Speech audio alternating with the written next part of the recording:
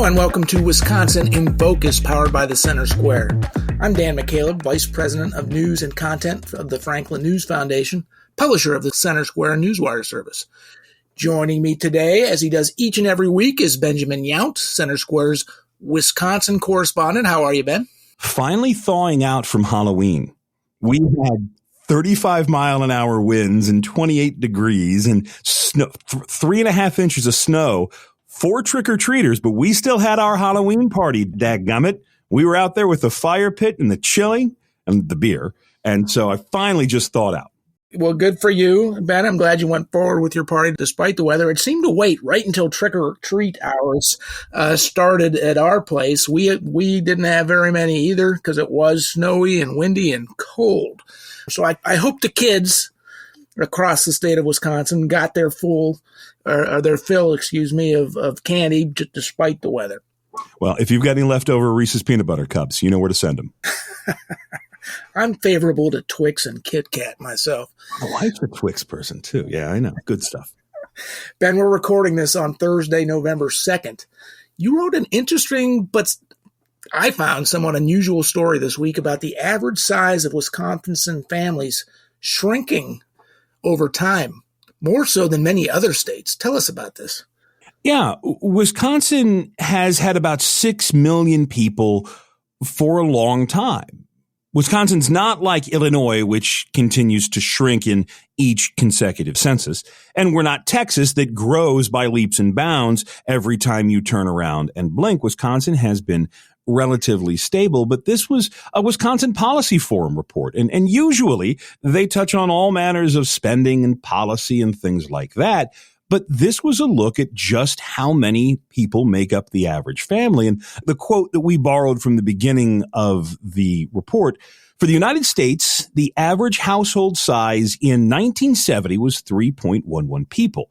That's according to the census. Number declined every year since, reaching a low of 2.55 in 2020. That's an 18% drop over the 5 decades. In Wisconsin, the decline was even more stark. Our state's average household in 1970 was 3.22, but declined to 2.36 in 2020, a 26% drop. And you know, it's one of these sort of math measurements that my public school brain just does not grasp. But essentially, people had more kids in the 1970s. Families were larger. And as we have moved forward, families have shrunk. People are having fewer children. Why? Well, some of it's cultural. Some of it's economic. Some of it is houses are just a little bit smaller. College is much more expensive. People make different choices. But when you take a look at this from a public policy standpoint here in Wisconsin, and you say, well, what's the policy impact of fewer people? Two things immediately jump out. One, you have fewer workers, and Wisconsin has been dealing with a workforce shortage for years. And two, if you have smaller families, and we'll talk about single-person homes in a second, if you have smaller families, you don't need, the report says, as big of homes. And now you get to look at policy for the suburbs, for growing the exurbs. What do you do when you're talking about building apartments? And this gets into a whole manner of not in my backyard ideas that pop up from different communities that we've been seeing locally over the past few years. But this sort of ties that together. I've said this for years working here with Franklin, is that 3 locals makes a statewide story, 4 states makes a national. And when you have people in Brookfield and people in Wauwatosa and people in Franklin opposing the expansion of apartments into their communities, now you see where this policy suggestion from this policy report, inspired by smaller families, meets the actual policy of local governing. Yeah, this is sort of interesting, Ben. And to continue your investigation, I'm not going to ask you to do something untoward like peek into people's bedroom windows or anything like that. Got it, boss. On it. Please don't.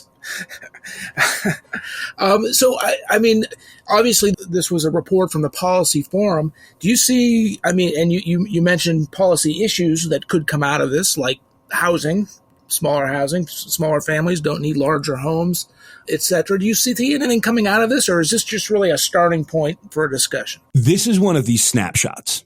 And I love that term when talking about government or policy or bigger picture issues. That if you watch the movie, you see it in real time, right?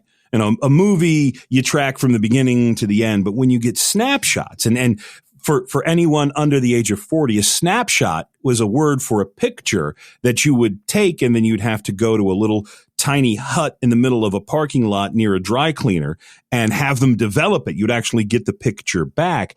And you're going through your family album or your baby book, and you see, oh, here you are at age 1, and then age 3, and then age 7. And so you sort of get these periodic updates. This is a snapshot of Wisconsin that is telling. I mean, again, Wisconsin is trying to deal with not having a population loss.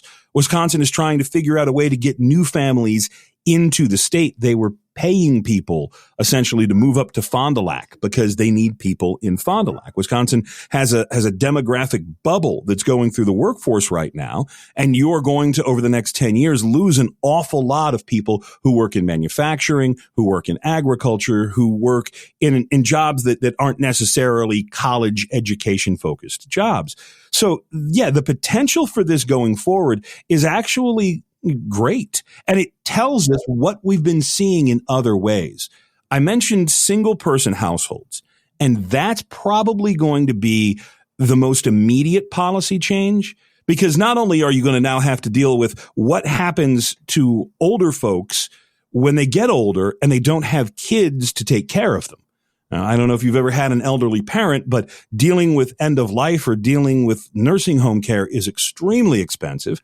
Again, Wisconsin has a direct care shortage. There are also questions of mental health, loneliness, and the help that people need, because when you don't have a neighborhood, like our neighborhoods when we grew up, or the neighborhoods that maybe you and I live in now, when you don't have that kind of neighborhood where you see your neighbors and you talk to your friends and your kids are back and they've got their friends and you meet their parents and there's a whole little social circle. If you don't have that, it really does contribute to mental health challenges.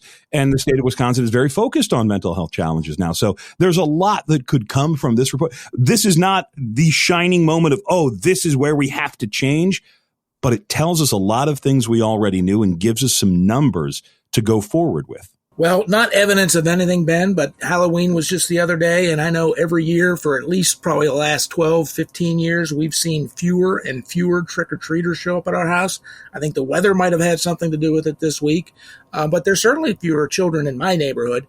Again, that's not evidence of anything, just pointing out a fact that we noticed in our house. Look forward to your continued reporting on this topic and any policy discussions that might come from it. But we are out of time, Ben. Listeners can keep up with this story and more at thecentersquare.com. For Ben Yount, I'm Dan McCaleb. Please subscribe. Thank you for listening.